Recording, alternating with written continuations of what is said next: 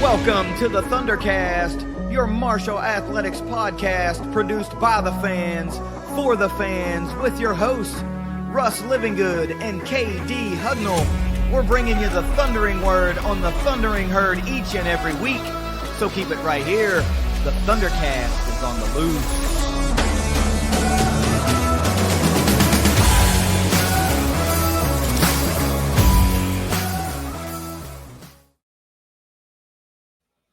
Welcome back to another episode of the ThunderCast. I am joined by my co-host for the 5 Things and Around the Herd episodes, Jed Horton, CEO of IgniteLink, CEO of Layer 1 Solutions. You'll recognize him from our live tailgate show, ThunderCast Live, powered by IgniteLink. He's both behind the camera and in front of the camera, and now 1 episode a week, he's going to be joining me to go over everything that we need to know about herd athletics. Jed, welcome back.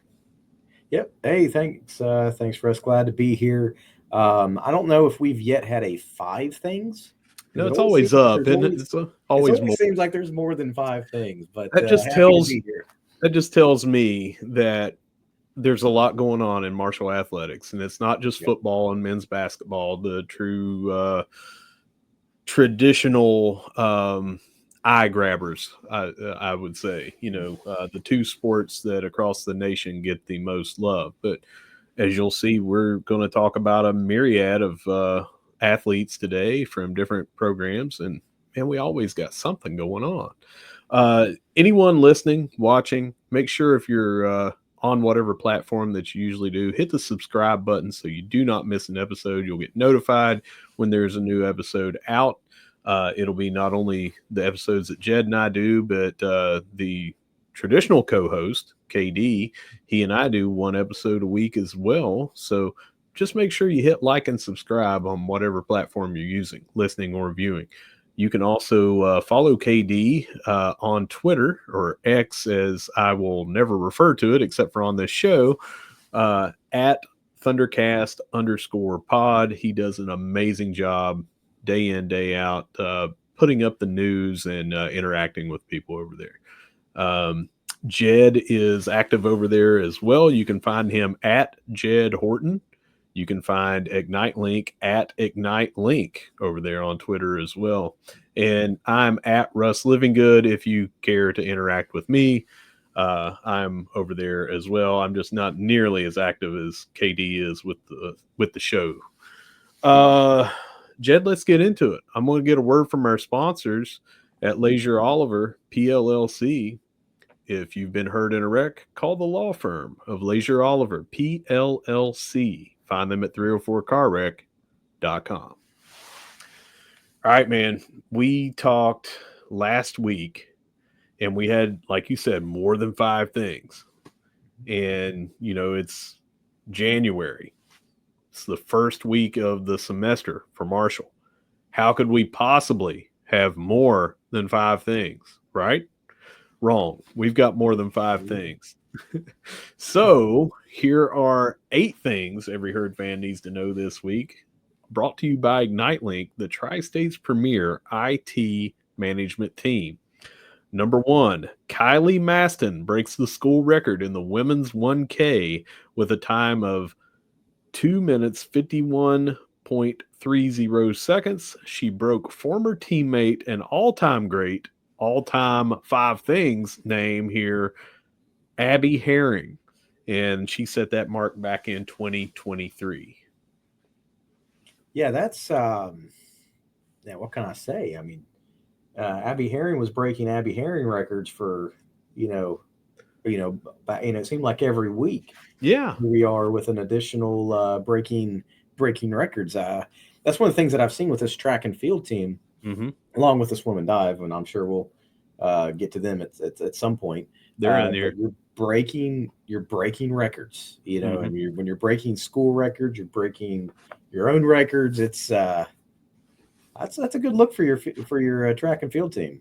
Yeah, I always say you're not at these meets. You're not just running against the athletes from the other schools. You're running against the athletes at your own schools, but you're also running against yourself.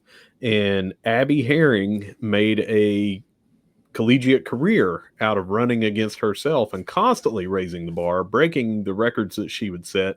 At one point, and I know it was higher than this, but we got from Marshall, they said Abby owns 26 records here at Marshall, and some of those are records for breaking records.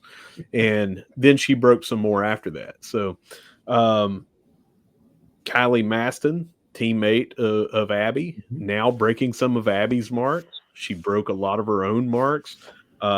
Just what can you say about those two? But Kylie still here. Abby happened to be in attendance to see her record go down, and you know that she wants her friend and teammate to do it if anybody's going to do it. Just a great performance for our first thing for this week.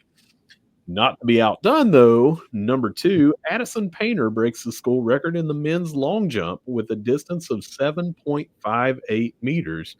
That makes him also currently 3rd in all of Division I. And how many men's track and field teams are there? If I had to guess, it's probably in the 300s in Division I, maybe more. And you think of how many athletes are on each of those teams. 3rd overall in the country. That is amazing to me, even more so than the breaking of the school record. And he just happened to break his own school record, and he just set that last month. So in December, he sets the school record, and then he breaks it here the very first meet of January. The women's track and field team last year, I feel like, got pretty much all of the love. They were breaking records, that kind of thing. It's good to see this year. You're seeing now the men's track and field team starting to get some of these accolades, starting to break records, which is great for the program, both men's and women's as a whole. Is that I think that program's continuing to trend in that right direction. So it's good to see that on the men's side as well. Yeah, seems like they're catching up, doesn't it? They just got brought back in 2022 after a 15 to 17 year absence, and they are now catching up. And looks like in a handful of meets that we had, for the indoor part of it, and now we're getting ready to head into the outdoor season. It's looking really, really good. It does. I don't want to jump to conclusions here, but I think they're taking a step in the right direction. They are. Yeah. Number 3, here's the direction they're taking. Marshall Track and Field swept the Sunbelt Conference weekly awards.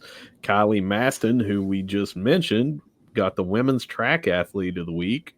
Rebecca Merritt, she always does the shot put, hammer throws, and all those. She got Women's Field Athlete of the Week. Peter Oliveira, Men's Track Athlete of the Week, and the aforementioned Addison Painter, Men's Field Athlete of the Week. All 4 by Marshall. Now, I didn't go through and see the results of everybody else and all that. I don't have to. I don't care how many in the conference had a meet and what their performances were. If you sweep the awards in anything, I think that's big time stuff. You got 2 school records here broken, a lot of first place wins. We're going to talk more about that meet that we had later on in the show when we do Around the Herd. But we've been talking about swim and dive sweeping these conference records, and now here's track and field sweeping it. All 4 spots. I think that's huge.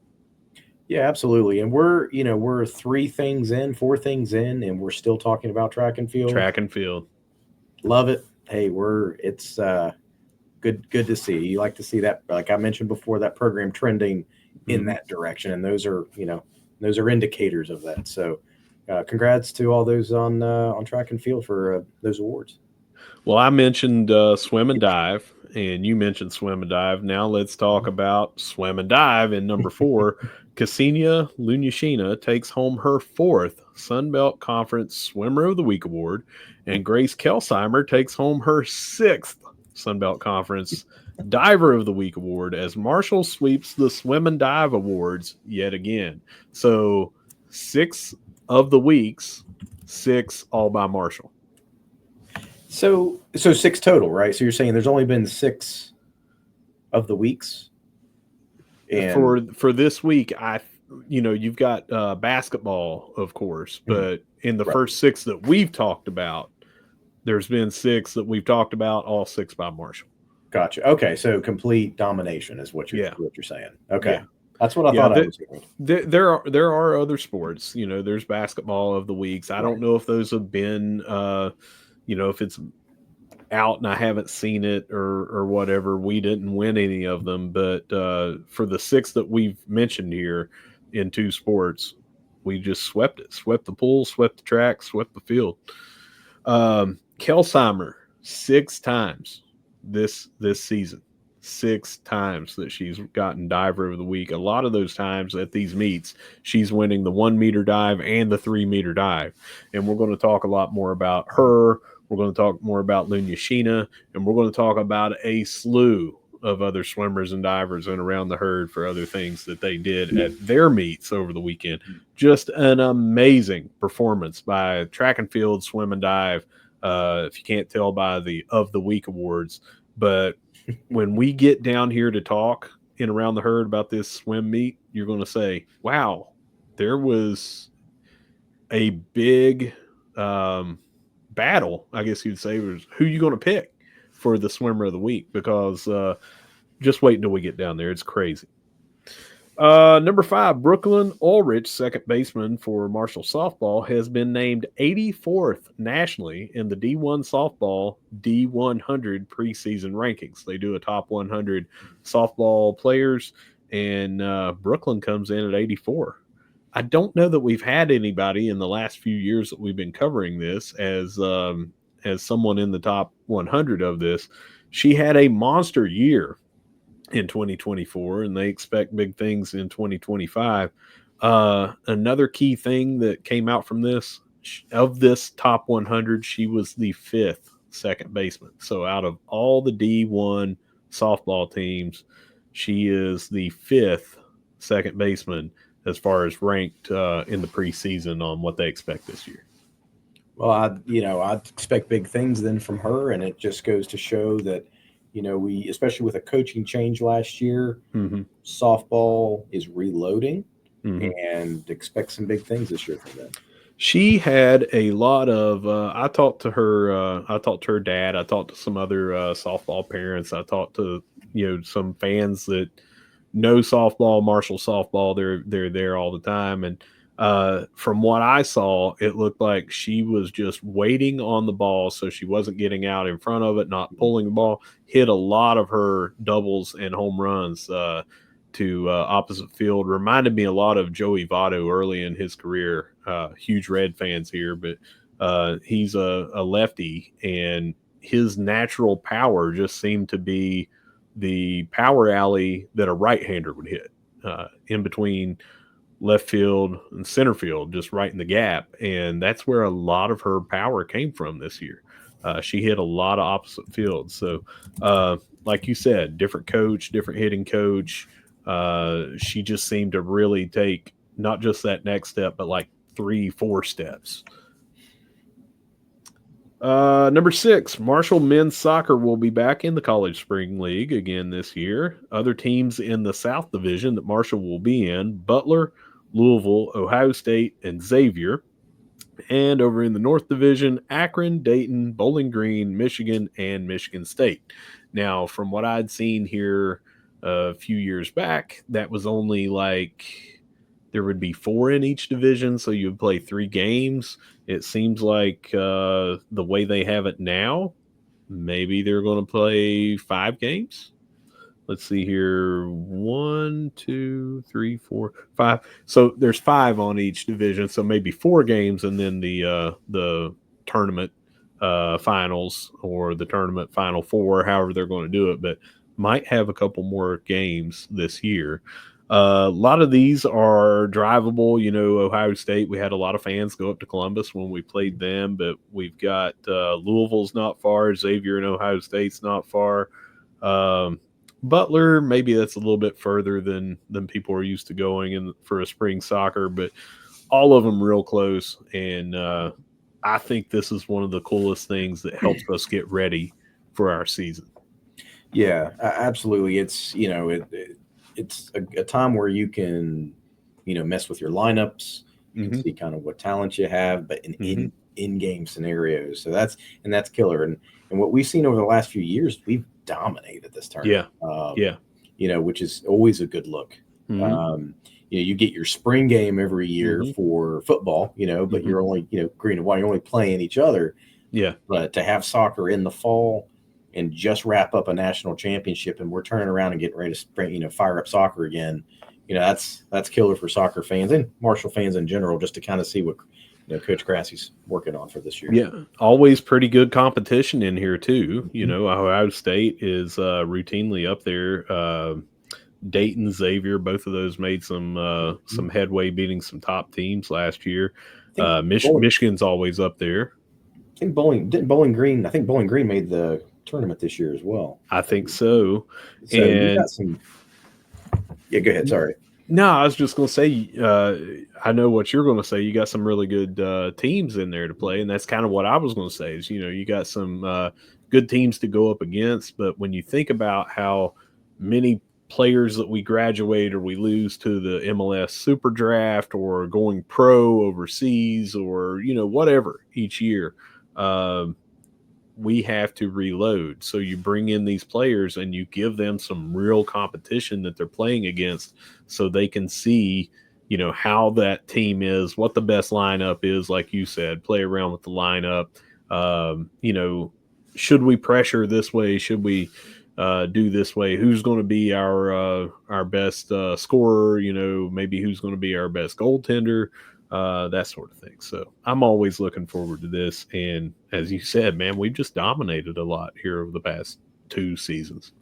Well, and I like that he plays that level of competition. We're not playing in a lower level tournament where we're beating up on, I don't want to say lesser teams, but you can see it even through their scheduling. We're not scheduling, even in the fall, there's like low level teams that we beat up to pad the record.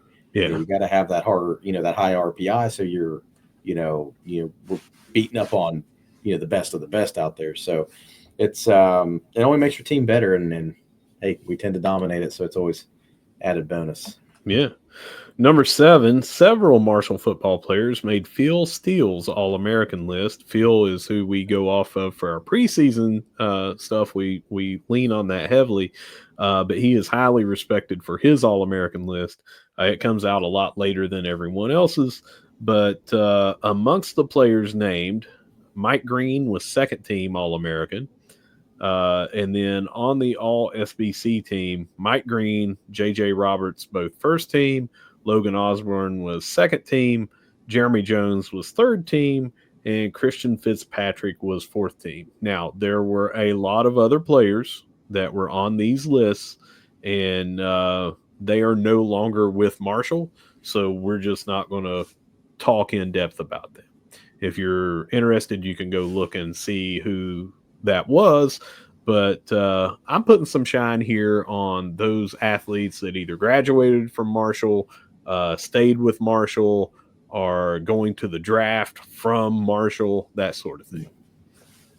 Yeah, no, that's good. That's a good list, and and who am I to talk against what Phil Steele has to say? But no, I think he made the right call there. So, Phil Steele, if you're listening, because I know you listen to the ThunderCast podcast, you've got Jed's 2 thumbs up on those. Hey, Phil's been on before. KD had Phil on earlier this year, and I have to say, if he is listening, Phil Steele, you ignorant turd. Mike Green is first team. That's true. Yeah, Mike Green is first team. He is not second team. That's true. I should. Yeah. I take away a thumb up, yeah. No, good list by Phil. Phil is not as biased as we are as Herd fans. If you get anywhere on the first or second team All-American for anybody, that's really good. We just know in our hearts that Mike Green was the best edge rusher in all of college football. The stats show it. The competition that he played against, none of them said, well, he's not on our level. In fact, Ohio State was rumored to want to throw bags of money at him to come there next year. And that was because he went up and took their All-American going to the NFL draft tackle and just made him look silly. I mean, that's one of the highlights that they continue to show about Mike is that spin move, and he might as well have been untouched. And he can play anywhere. He can play against anybody. He's my first team All-American. He's Jed's first team All-American. Phil Steele just happened to have him second team. Yeah. All right, now our eighth and final one, Marshall Athletics sees all 16 athletic programs finish above a 3.0 for the fall 2024 semester, achieving a 3.36 overall when you add in all teams. 10 of the 16 programs were at 3.4 or above. 101 athletes made the president's list, that is 4.0 with at least 12 hours, and 169 were on the dean's list, 3.3 or higher. 17 athletes graduated this past semester.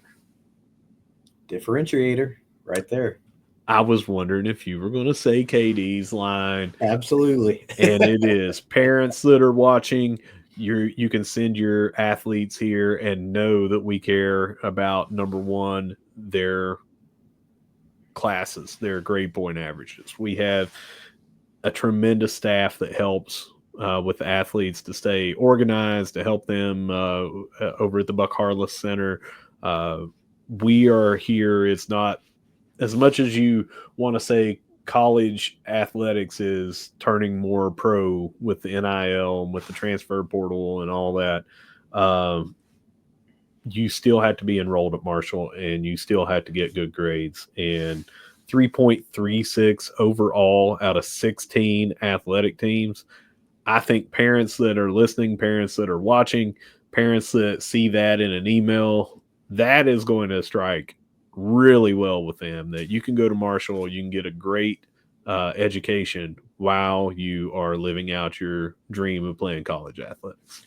Well, and that's the beauty of it too, is that also provides opportunity, because not every student athlete's going, pro, right? That's right. So because of that, all these student athletes are going to, they're going after engineering degrees or, different types of degrees. And when they graduate and either go to graduate school or, move on into a career, that's, you want that quality education that gives you access to opportunities and access to different options. And honestly, athletics has kind of overshadowed this, but, you're going to college, you that's the primary, reason for going to college is for your education. So that's great to see that focus, even though we're focused heavily on athletics and we're performing at that high level, we're also performing at a high level with the actual grades and the education side. So the parents out there, you get the best of both. Yeah. And you can find over on herdzone.com, you can find each individual athlete that graduated, the 17 that graduated from the different sports. You can find the different athletic teams and find out, if you want to look and say, what did women's soccer get for the fall semester? They have it all listed there. So each and every team will have their GPA listed. Really, really impressive. I don't know that I've seen, since we've been covering this, all teams get above a 3.0. Seems like, you'll see like a 2.8, 2.9, something like that from football or men's basketball. Each and every team getting above a 3.0 and 3.36 overall. I think 2 different programs were above 3.9. I mean, it's just insane what we do in the books and in the classroom. All right, Jed. Well, that gives us this week 8 things every Herd fan needs to know. As always, brought to you by Jed and Ignite Link. So, Jed, we had track and field events. We had swimming. We've got some other stuff to talk about. Basketball still in the full swing in the conference slate. So why don't we let Layer 1 Solutions, your experts in business connectivity infrastructure, take us around the herd? We're going to start off with swim and dive. They outscored Toledo 187 to 113 on Friday to open up the spring schedule. The herd had 11 overall first place finishes and basically dominated the top 5 finishes, including 10 second place finishes. So 11 first place, 10 second. Amongst the winners, Paige Manton, Molly Warner, and Grace Kelsheimer picked up 2 wins each. The herd traveled to Bowling Green on Saturday and got the victory in that meet as well, 161 to 139. Marshall picked up another 10 first place finishes and also tied for first in 2 others. Ksenia Lunyashina added 3 individual wins and was on a relay team that won first place as well. So for that meet alone, she had 4 first place finishes, if that doesn't tell you why she was chosen as Sunbelt Conference Swimmer of the Week. Paige Banton, Madeline Hart, and Molly Warner also picked up multiple wins for individual and relay. Grace Kelsheimer won the 3-meter dive and was second in the 1-meter. She ended up sweeping both of those events the day before. So 4 dives for her, 3 first place, 1 second place. That tells you why she got, yet again, the Sunbelt Conference Diver of the Week. Swim and dive is now 5-1 on the season. We've talked about them a lot on here. Tell me about your reaction to all these multiple first place finishes and 5-1 on the season. What's Coach Ian Walsh got going on over there? I don't know what he's got going on over there. But whatever he's doing, it's working. It is. They're performing extremely well, and they're performing extremely well at the right time. Yeah. Looking here, you got your Sunbelt Championships coming up here in February, and well, with any sport, it's like when soccer's a great example because I like to follow soccer. You want your team peaking when you're entering the tournament, and that's right. What Marshall did. That's when you want to be playing your best, swimming your best, whatever it is that you're doing. And, we've got a few more meets left, and then we, jump right into the championships. We're geared up to win. I think we're geared up to at least make a run for it. So that's what I'm really excited about. Not being really a close follower of swim and dive, but obviously a Marshall fan, anytime we can win a Sunbelt title or championship, that's amazing. And I think we're on track to make some noise in that tournament this year. Yeah, and this is our last year in the Sunbelt Conference for swim and dive. We covered this before, but us and another team are moving to a different conference, and then the other 2 are moving to a separate conference. So this will be our only shot at getting some Sunbelt Conference trophies for swim and dive. And I think that this is an excellent year to do so. I mean, you look at how many of the weeks that we've gotten. Multiple swimmers have gotten multiple swim and dive swimmers of the week. Kelsheimer is just, she's killing it on the diving side. And I think that you're going to have some golds, and I think that we overall have a really good shot of being the best out of the 4 teams that we have in getting the overall trophy. Yeah, I like our chances at that, and I think we're going to do all right.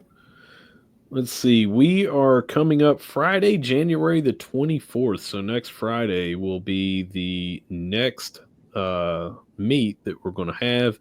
That just happens to be here at Marshall. It's against Ohio, 7 p.m. So next Friday, the 24th, if you want to see and witness swim and dive, you've never been before, man, you need to go up like you're going to the basketball, go up the ramp or from the parking garage, take the skywalk over the road, go through those doors like you're going to basketball, and about 3 doors down on the right, you'll see swimming and diving on the wall.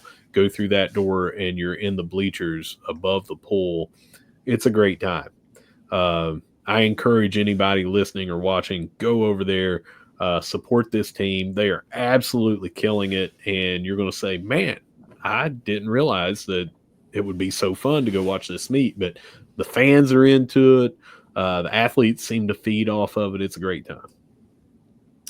All right.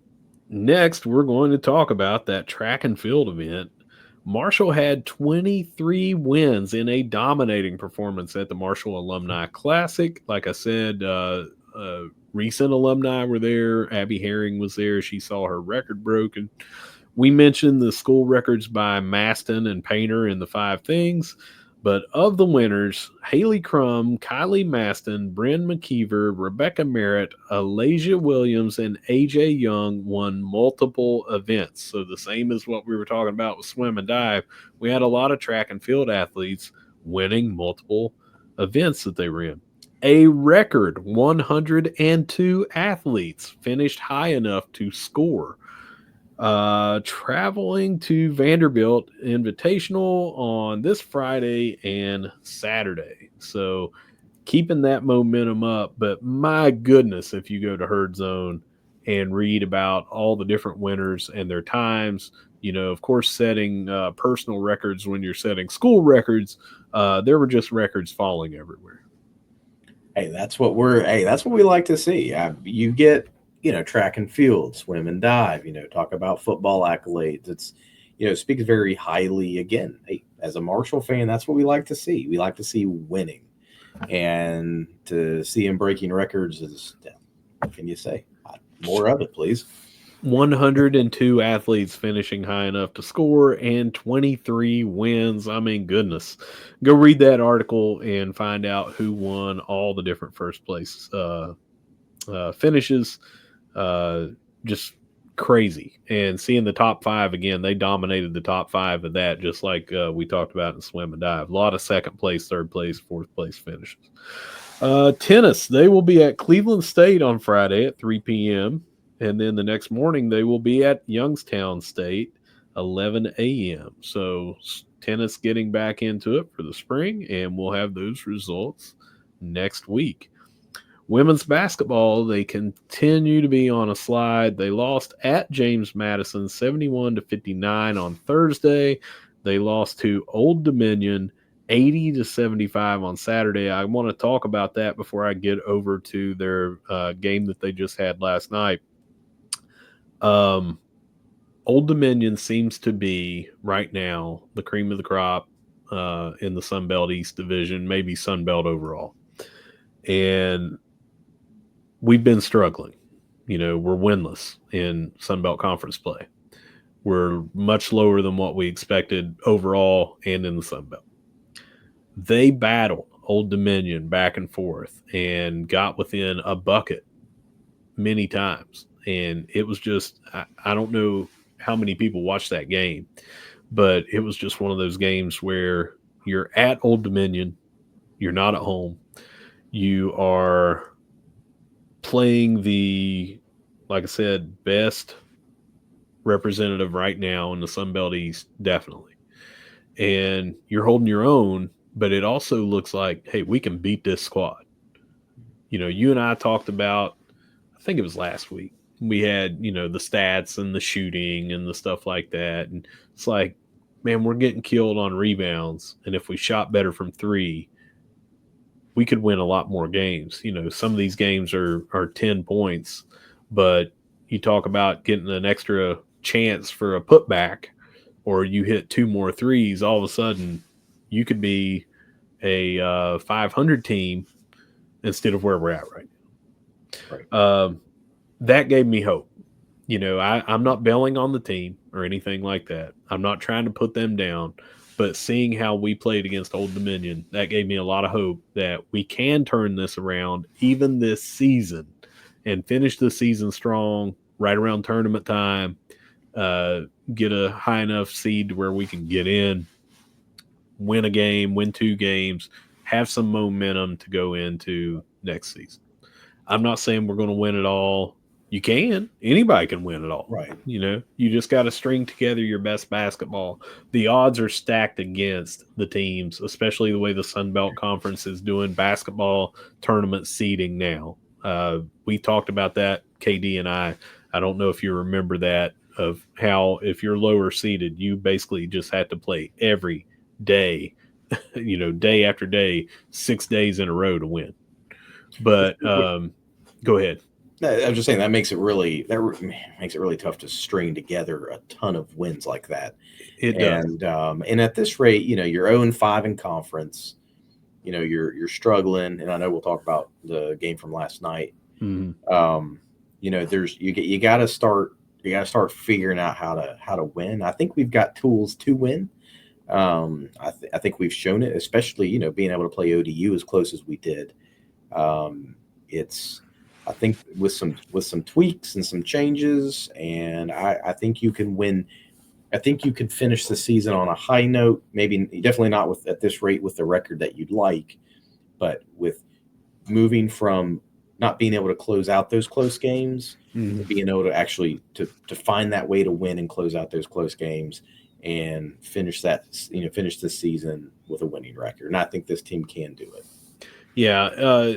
Once it gets to tournament time, those top 4 teams just have a much easier way with the buys and everything. But I would like to see us turn it around, start, figuring out exactly what we need for next season.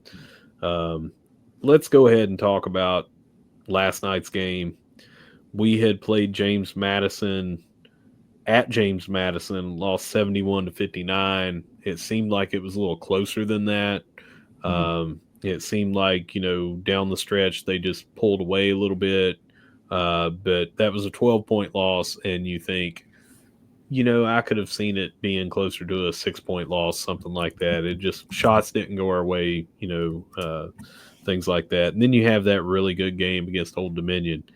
And then we just did not put up a good performance against James Madison.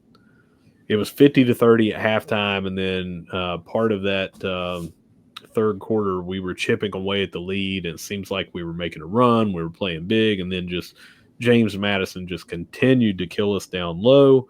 They continued to shoot the lights out from behind 3, and they just pulled away. And they won 93-65 on our court after we just had gone down to James Madison and Old Dominion and put up a better showing. This game, I'm going to go over the box score here just briefly on the team stats. I'm not getting into the individuals, but points off turnovers, we only had, let's see here, 15. James Madison had 29. Second chance points, close, 9 and 8. Bench points, we only had 20. James Madison had 35. In the first quarter alone, they had 13 points off the bench, and we had 2. Points in the paint, they beat us 38-26. That's what they were doing last year, not in the tournament, but against us when we had our only conference loss. We got just destroyed by them in the paint. But fast break points, we had 5, all coming in the second half. James Madison had 17. Yeah. They were 33 of 61. We were 22 of 60. So nearly the same number of shots, and we hit 11 less shots than them. Free throws 16-20 to 14-20. Those were roughly the same.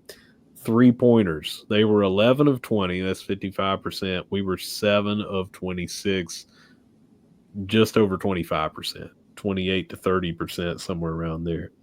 Offensive rebounds, we did do pretty well. 13 offensive rebounds to their 10, 32 total rebounds to their 37. But when you start looking at the bench points, the fast break points, the 3-point shooting, I mean, we were just outgunned. And I'm not panicking. This is the first season. I'm willing to give a pass this entire time to, well, we need to get our players in, start playing our game, that sort of thing. But we want to see an improvement of shooting, of bench points, and all that stuff. And that just seems to be where we're falling short right now. I think this game just kind of highlighted, hey, we're rebounding right with this team. we're just not getting the points in the paint. We're not getting the fast break points. We're not getting the shots to fall from behind the arc. We really struggled to shoot the three. And anytime your opponent is hitting 55% of their 3-pointers, that's going to be a tough game to win. Well, they've got, one of the things I noticed, I watched a bit of that game, they've got some size down low. Yeah.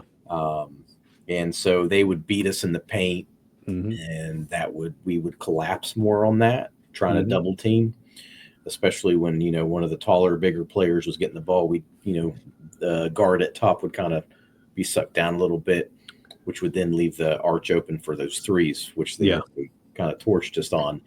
And then when we spread our defense out to defend against the three, they were torching us inside. So, we definitely did not play rebounded. I think we played, physically we played with them. The rebounds show that, but shots weren't falling. They definitely, 55% from the 3-point land is, what are you going to do against that? It's going to be hard to win a game when you're losing in both those aspects. So I'm with you, Russ. I'm not panicking either. I mean, you've got to, I'm not an excuse machine here. It just is what it is. We've got first year head coach. You've got girls that played in a system last year and now playing a different system this year. We've got talent. We've got good players. It takes some time, but I'm also with you on, we should see improvement, and improvement may not mean you run the rest of the year undefeated. I don't think the expectation, but you start winning in those games that you can win. You're down by 3, down by 2, up by 3, up by 2. You figure out a way to close out those games, and you put more wins than you do in the loss column as you finish out Sun Belt play. And you start showing that improvement. And I think that's where we're at this point is you've got to show that improvement and not get so demoralized that we don't want to trend the other direction. So, yeah. And I thought that and that's the reason that I talked about that Old Dominion game before talking about the James Madison game for the second of the last 3 games that we played them. Because I thought we were there. I thought we had turned the corner and were making that. And then we just had a setback against James Madison. And, I mean, they just ran us out of the gym at some times. That is our 6th straight loss. We're 0-7 at home away, 0-6 now in the conference, 5-12 overall.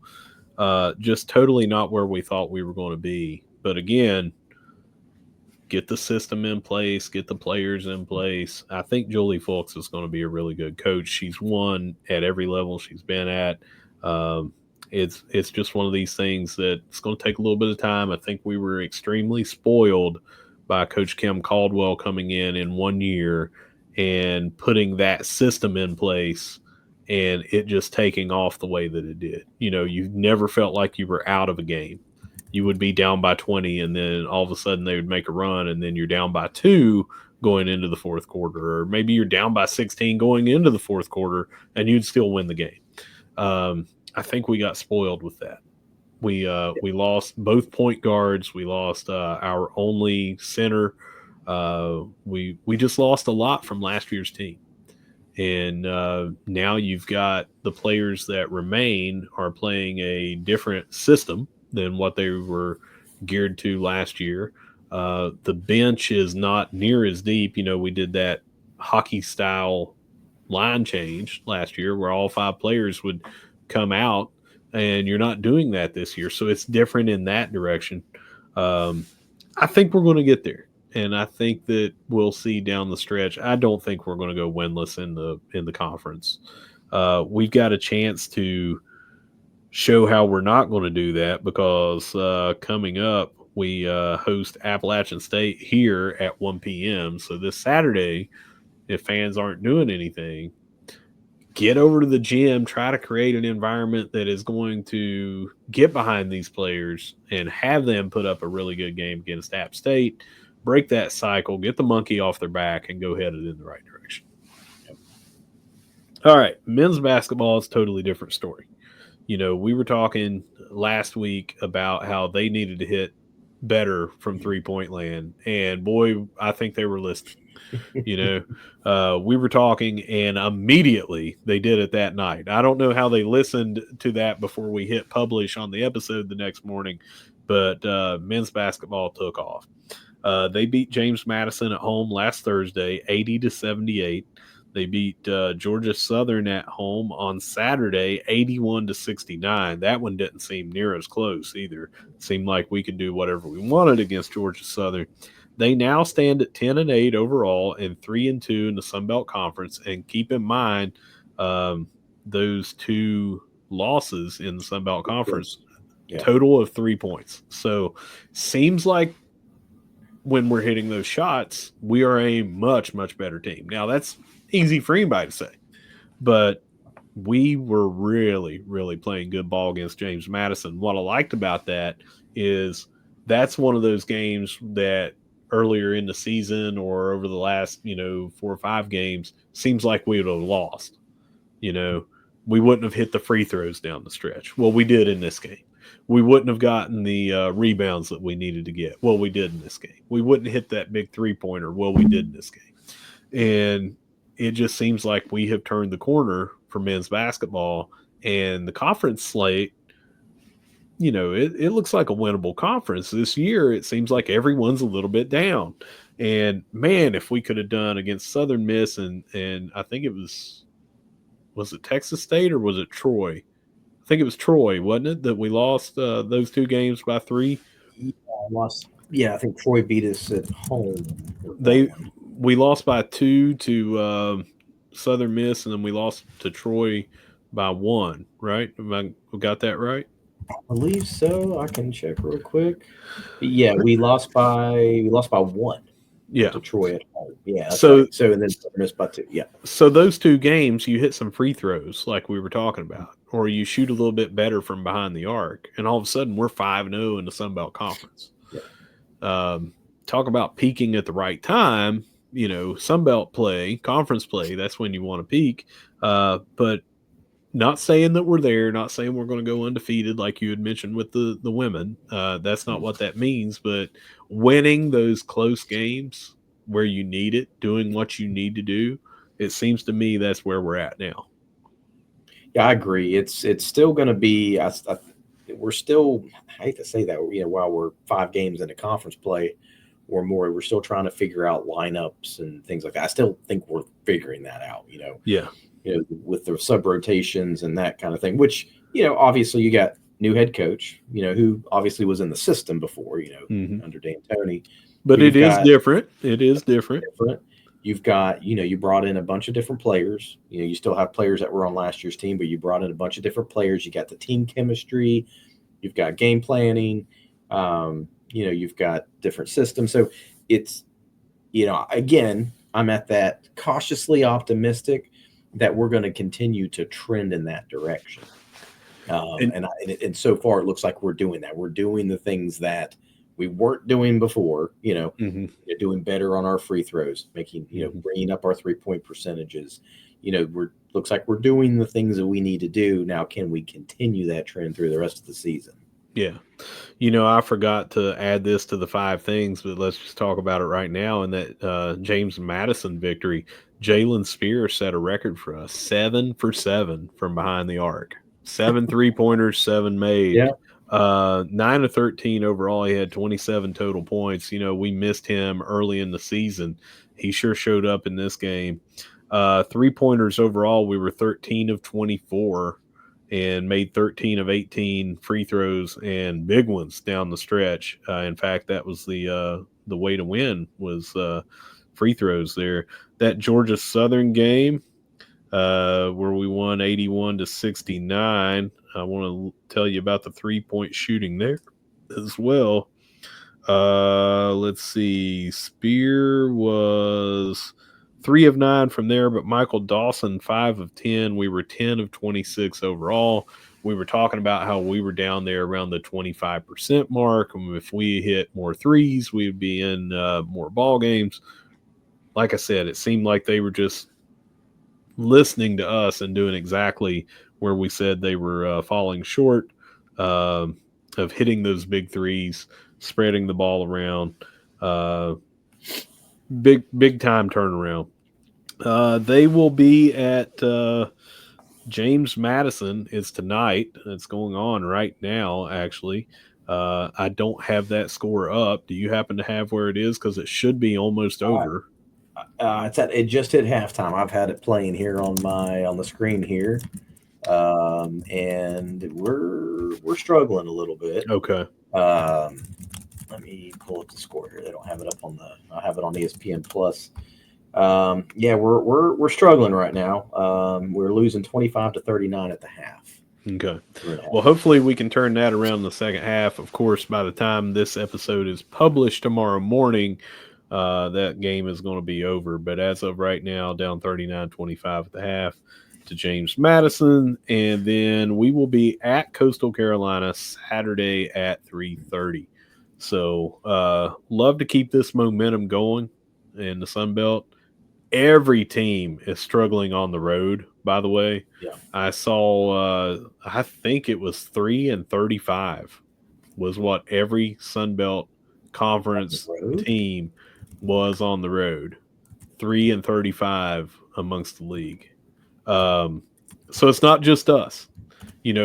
We tend to focus on our team, not me and you, but fans in general. You're going to focus on your team and you're going to see, oh man, we're just getting killed on the road. What's wrong with this team? Well, it's everywhere. Teams are playing lights out at home and struggling on the road.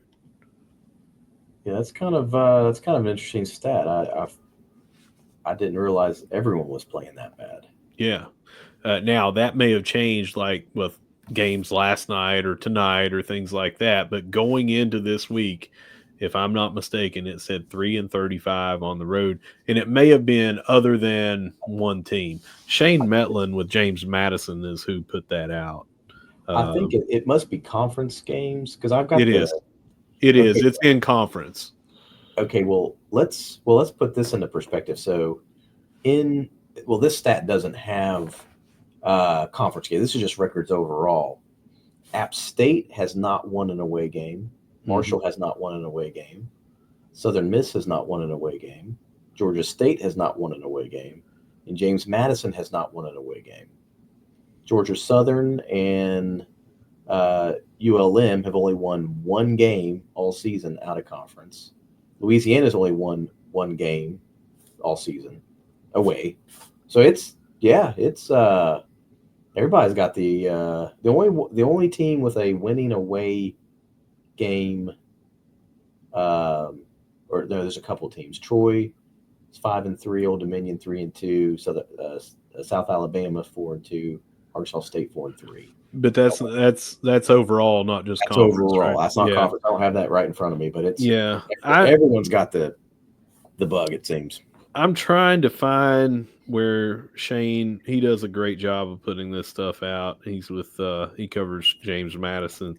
Follow him over on Twitter, but he had that stat. Man, I cannot find it because it's back there. But I will say that it's everybody in conference is struggling right now, and I hate to see that we're down by 14 at the half. But it's not just us. All right, Jed, epic weekend in the pool, on the field, men's basketball, really women's basketball is the only place that we struggled. And we had a really good chance there at Old Dominion, to make a statement. So great all around week for Marshall Athletics. And that does it for Around the Herd, brought to you by Layer One Solutions. Earlier, Ignite Link gave us 8 things every Herd fan needs to know this week. Big week. Let's just do it bigger and better this week. I mean, off to a bit of a bad start with basketball, but we can turn it around quickly with tennis and track and field and all that stuff. So I look for some things next week where we may see some more records broken and some awards won.